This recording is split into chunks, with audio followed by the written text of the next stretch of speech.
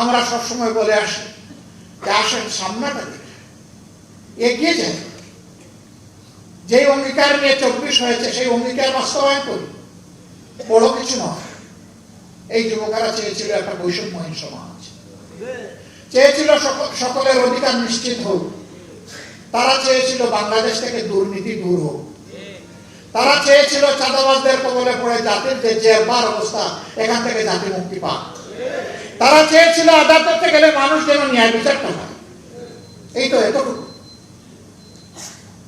তারা তো কারো কাছে ভিক্ষা চায়নি, তারা বলেছে আমাদের যোগ্যতা অনুযায়ী আমাদের হাতে কাজ করে দিতে হবে।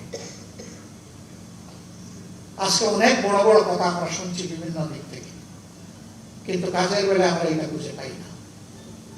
আপনারা নিশ্চয়ই সংসদ দেখেন, আমি বিশ্বাস করি এই কারণে দেখেন যে এই সংসদকে আপনার মজলুমের সংসদ মনে করেন।